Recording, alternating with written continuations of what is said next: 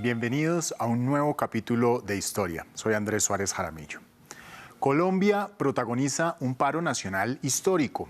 Desde el 28 de abril de 2021 se han desarrollado días de masivas movilizaciones que comenzaron en contra de una reforma tributaria, pero que escalaron a la exigencia de una serie de cambios políticos contra la corrupción, la pobreza, la desigualdad, el respeto a los acuerdos de paz, entre múltiples otras demandas que también incluyen una reforma a la policía y a las Fuerzas Armadas luego de la violenta represión con la que el Estado colombiano ha respondido a la protesta y que ha dejado decenas de muertos en cuestión de días.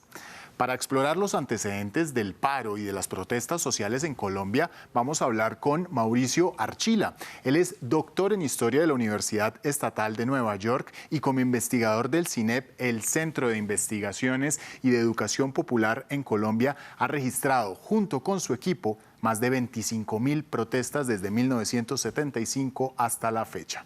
Profesor, un gusto que esté con nosotros. ¿Había ocurrido en la historia de Colombia un paro nacional semejante al que actualmente estamos viviendo los colombianos?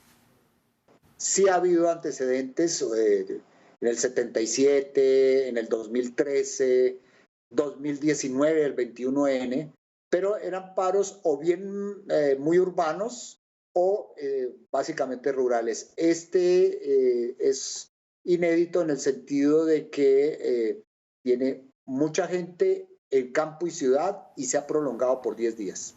Profesor, hablemos del Gran Paro Cívico de 1977, el que por más de 40 años se consideraba el más grande y violento de Colombia, con cerca de 20 muertos en apenas una jornada. ¿Por qué momento atravesaba Colombia en la década de 1970 para que confluyeran los sindicatos en contra de las políticas del entonces presidente Alfonso López Miquelsen? Mira, era el desmonte del régimen bipartidista cerrado que se llamó Frente Nacional. El primer gobierno post-Frente Nacional tenía un aura reformista. Su padre, Alfonso López, había sido el gran reformista de la primera mitad del siglo XX. Pero López, Miquelsen como tal, más que reformista, terminó siendo como una especie de proto-neoliberal.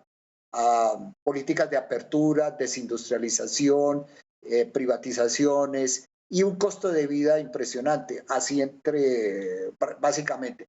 Eso produjo una gran movilización de sectores sindicales, campesinos, indígenas, estudiantiles. La arrogancia con que el gobierno trató también el paro fue una de las causas que produjo su agudización. ¿Cómo influyó la arrogancia del presidente de la época, justamente de quien estamos hablando, Alfonso López Miquelsen? La arrogancia, yo creo que marcó mucho el desenlace de la protesta. Los sindicatos más de izquierda, podríamos decir, fueron los que plantearon primero la posibilidad de paro y luego se sumaron los más cercanos al gobierno. López desconoció la legitimidad del pliego de peticiones, se negó a hablar con los dirigentes sindicales y pues trató de minimizar siempre la protesta, incluso hasta cuando ocurrió. Cuando ocurrió, pues salió por la noche y mostró unas tachuelas, unas pues puntillas, unos artefactos de estos para pinchar ruedas, para taponar el transporte. Y bueno, le echó la culpa porque hubo un sector conservador que se sumó al paro, aunque fue básicamente la izquierda y el centro, pues llamamos social y político.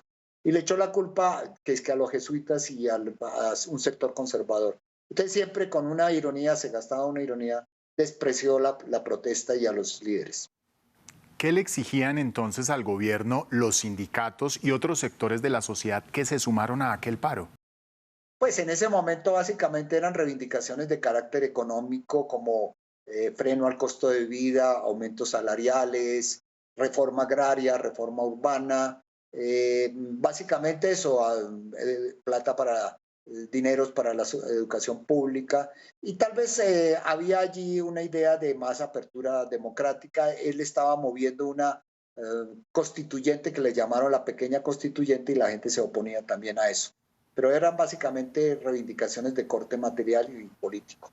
Volvamos al presente. ¿Cómo evalúa el actual paro nacional? ¿Qué opiniones le merece? ¿Cree que se está marcando un hito? Yo sí creo.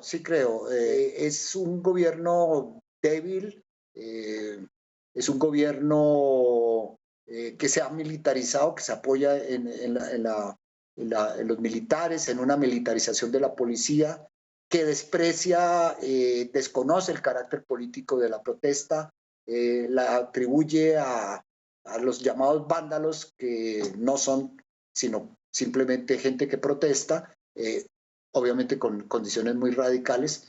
Y creo que hay una serie de factores que vienen acumulados históricamente, incluso que no corresponden a este gobierno, pero que en este gobierno que se ha negado a cumplir los acuerdos de paz y otros acuerdos, y que trató de imponer una reforma tributaria a todas luces injusta, desacertada en el periodo, en el momento en que estamos, eso hizo que se rebosara la copa.